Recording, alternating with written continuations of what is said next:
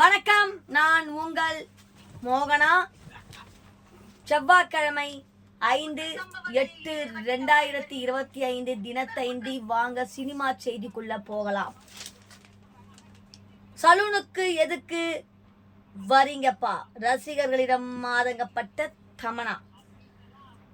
பால்நிற மேனி நடிகை என்று வர்ணிக்கப்படும் தமன்னா எங்கு சென்றாலும் அவரை பின்தொடரும் கூட்டம் உண்டு. குறிப்பாக பாப்பரசி என்று அழைக்கப்படும் வகையில் புகைப்பட கலைஞர்கள் அவரை பின்தொடர்ந்து சென்று அவரை புகைப்படம் எடுத்து தள்ளுவார்கள். இந்த நிலையே மும்பையில் தனது இல்லத்தில் இருந்து சென்ற தமன்னாவை சிலர் பின்தொடர்ந்து புகைப்படம் எடுத்தனர்.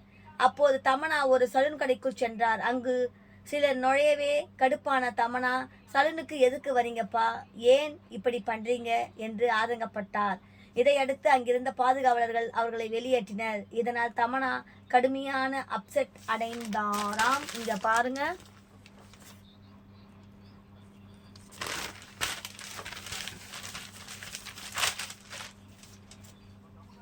அடுத்த செய்திக்குள்ள போகலாம். விஜய் தேவரகொண்டாவுக்கு பெருகும் ஆதரவு. விஜய் தேவரகொண்டா பாக்யஸ்ரீ போர்ஸ் நடித்துள்ள கிங்டம் படம் வெளியாகி ஓடிக்கொண்டிருக்கிறது. தெலுங்கில் பான் இந்தியா படமாக வெளியான கிங்டம் படம் உலகம் முழுவதும் ரூபாய் 82 கோடி வசூலித்திருக்கிறது. தமிழகத்தில் SSI புரொடக்ஷன்ஸ் படத்தை வெளியிட்டது. தமிழகத்தில் மட்டுமே 5 கோடி வரை படம் வசூலித்து வருகிறது. இதற்கிடையில் படத்தில் இலங்கை தமிழர்களை கொடியவர்களை போல் சித்தரித்து உள்ளதாகவும் தமிழ் கடவுள் முருகன் பெயரை வில்லனுக்கு சூட்டியுள்ளதாகவும் கண்டனங்கள் எழுந்தன. சென்னை அம்பத்தூரில் கிங்டம் திரையிடப்பட்ட ஒரு தியேட்டர் முன்பாக போராட்டமும் நடந்தது. இதற்கிடையில் விஜய் தேவரகொண்டா படத்தை எதிர்க்க வேண்டாம் என்று சொந்த கருத்துக்களை படத்தில் திணிக்க வேண்டாம் என்றும் அவரது ரசிகர்கள் சமூக வலைதளங்கள் மூலமாக வேண்டுகோள் விடுத்து அவருக்கு ஆதரவு திரட்டி வருகிறார்கள். திரையுலகினரும் லைக் செய்து ஆதரவளித்து வருகிறார்கள். இங்க பாருங்கள்.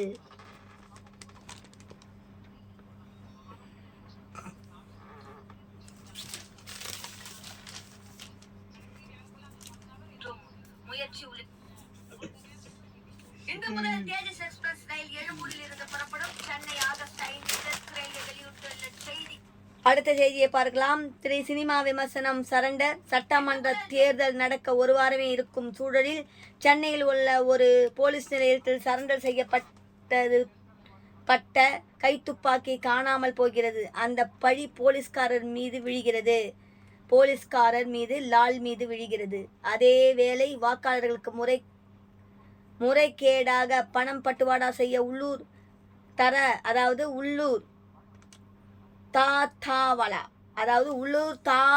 தாத்தாவனகஜித்திடம் ஒப்படைக்கப்பட்டு ரூபாய் 10 கோடியும் காணாமல் போகிறது. மாயமான கைத்துப்பாக்கியை தேடி சப் இன்ஸ்பெக்டர் பயிற்சி தர்ஷன் லால் புறப்படுகிறார்கள். அதே வேளை காணாமல் போன பணத்தை தேடி சுஜித் தனது ஆட்களுடன் நாலா பக்கமும் செல்கிறார். இரு சம்பவங்களும் ஒரு பள்ளியில் இணையும் போது அதிர்ச்சி மேலோங்கிறது. கைத்துப்பாக்கியும் பணமும் எங்கே போனது, இரு விவரங்களும் உள்ளே பின்னணி என்ன என்பதை பரபரப்பான மீதிகதை. மிடுக்கான அதிகாரியாக தர்ஷன் கவனம் ஈர்க்கிறார். கோபத்தை அடக்க முடியாமல் வெளிப்படுத்த முடியாமல் ஆற்றாமையில் அவர் உடையும் இடம் நல்ல நடிகனுமான அடையாளம். அனுபவ நடிப்பை காட்டி ஸ்கோர் செய்துள்ளார். லால் வழக்கமான வில்லன் போல இல்லாமல் நுணுக்கமான முக பாவங்களால் ரசிக்க வைக்கிறார். Sujith police getup.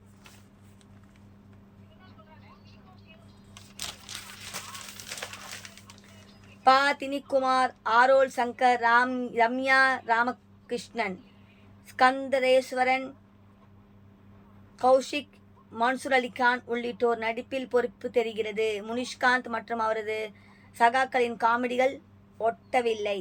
இருட்டிலும் ஆச்சரியம் தரும் மெய்யேந்திரன் ஒளிப்பதிவு. விகாஸ் படிசாவின் இசை படத்துக்கு பலம்.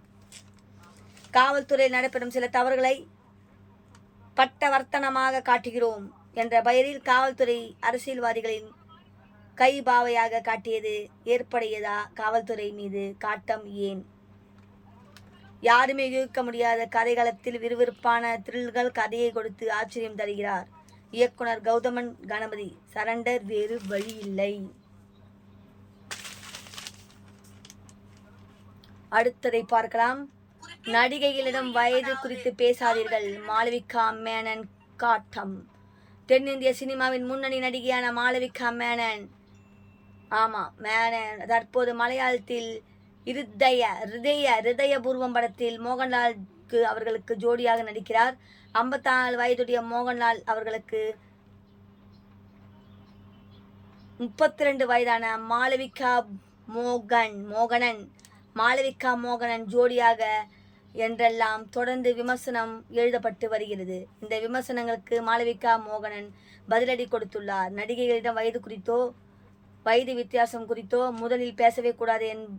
இதையாவது பேசுவதை முதலில் நிறுத்துங்கள். சினிமாவில் திறமையை பார்க்க வேண்டுமே தவிர அர்த்தமற்ற விஷயங்கள் குறித்து ஆராயக்கூடாது என்று கொந்தளித்துள்ளார். மாளவிகா மோகனன் நேற்று தனது 32வது பிறந்த நாளை கொண்டாடினார் என்பது குறிப்பிடத்தக்கது. இவர்தான் மாளவிகா மோகன்.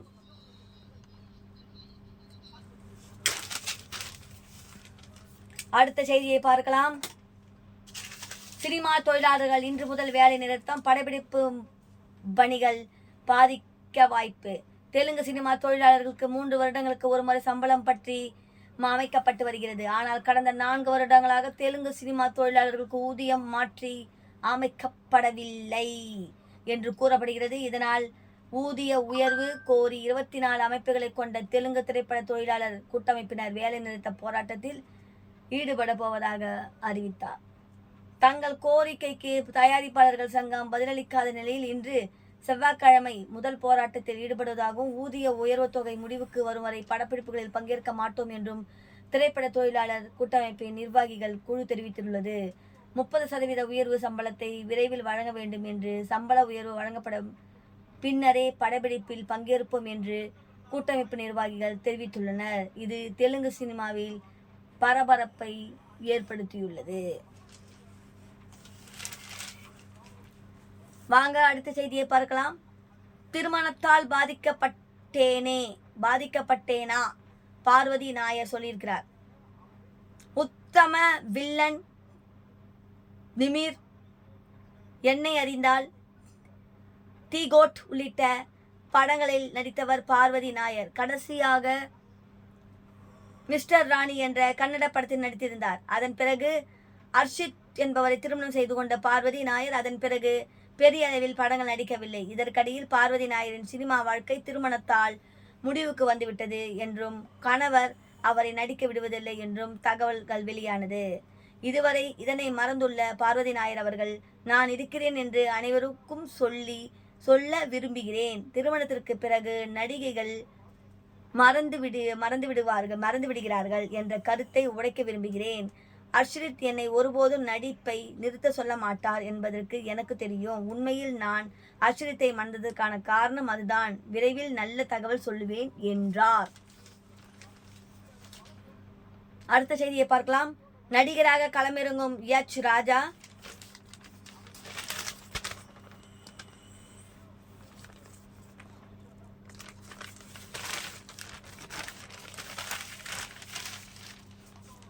தமிழக ஜனதா செயற்குழு உறுப்பினர், அக்கட்சியின் தேசிய தலைவர்களில் ஒருவருமான எச் ராஜா தற்போது நடிகர் அவதாரம் எடுத்திருக்கிறார். சிவபிரபாகரன், சந்திரசேகர் ஆகியோரின் தயாரிப்பில் வீரமுருகன் இயக்கத்தில் உருவாகி வரும் கந்தன் மலை என்ற படத்தில் எச் ராஜா முக்கிய கதாபாத்திரத்தில் நடித்துள்ளார். இந்த படத்தில் ஃபர்ஸ்ட் லுக் போஸ்டர் தற்போது வெளியாகியிருக்கிறது. அதில் முறுக்கு மீசியுடன் கழுத்தில் ருத்ராட்சை மாலை அணிந்தபடி காணப்படும் எச் ராஜா அவர்கள் ஒரு கோவில் நுழைவாயிலில் சிலருடன் ஆக்ரோஷமாக செல்வது போன்று அந்த பாஸ்ட் லுக் இடம்பெற்றுள்ளது. இன்னொரு போஸ்டரில் முறையும் விண்ணப்பமாக எச் ராஜா அவர்கள் ஒரு நாற்காலியில் அமர்ந்திருக்கிறார். கந்தன் மலை என்று பெயர் சூட்டப்பட்டு இருப்பதால் இது நிச்சயம் கடவுள் முருகன் சம்பந்தப்பட்ட கதையாக இருக்கும் என்று, திருப்பரங்குன்றம் மலையை குறிக்கும் கதையாக இருக்கலாம் என்றும் பேசப்படுகிறது. அரசியல் தாண்டி சினிமாவிலும் எச் ராஜா அவர்கள் கால் பதிக்க இருப்பதாக பரபரப்பை ஏற்படுத்தி இருக்கிறது.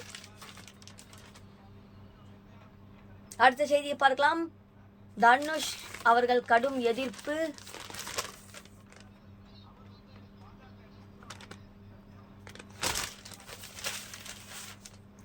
ராஞ்சனா படத்தில் கிளைமேக்ஸ் காட்சி மாற்றம்.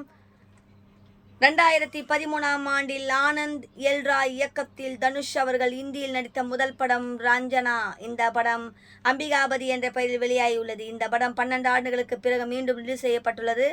படத்தின் கிளைமேக்ஸ் காட்சியை மட்டும் AI தொழில்நுட்பத்தின் மூலம் மாற்றி வெளியிடப்பட்டிருக்கிறது. இதற்கு படத்தில் இயக்குனர் ஆனந்த் எல் ராய் கண்டனம் தெரிவித்திருக்கிறார். இதற்கிடையில் தனுஷ் அவர்கள் தனது கண்டனத்தை பதிவு செய்துள்ளார். அவர் கூறும்போது, AI மூலம் மாற்றி அமைக்கப்பட்ட கிளைமேக்ஸ் உடன் வந்துள்ள ராஞ்சனா படம் என்னை முழுமையாக தொந்தரவு செய்துவிட்டது. இந்த முடிவு படத்தின் ஆன்மாவை பறித்துவிட்டது. சம்பந்தப்பட்ட தரப்பினர் என் கருத்தை மீறி இதை வெளியிட்டுள்ளனர். 12 வருடங்களுக்கு முன் நான் ஓகே சொன்ன ராஞ்சனா இது இல்லை. திரைப்படங்களையோ அல்லது உள்ளடக்கத்தையோ மாற்ற AI பயன்படுத்துவது கலை மற்றும் கலைஞர்கள் இருவருக்கும் மிகவும் கவலை அளிக்கும். இது முன்னுதாரணமாகும். எதிர்காலத்தில் இதுபோன்ற நடைமுறைகளை தடுக்க கடுமையான விதிமுறைகள் அமல்படுத்த வேண்டும் என்று நம்புகிறேன் என்று குறிப்பிட்டுள்ளார். இத்துடன் இந்த செய்தி அறிக்கை, சினிமா செய்தி அறிக்கை முடிவடைகிறது. வேறு ஒரு செய்தியுடன் சந்திக்கும் வரை உங்களிடமிருந்து விடைபெறுவது உங்கள் மோகனா.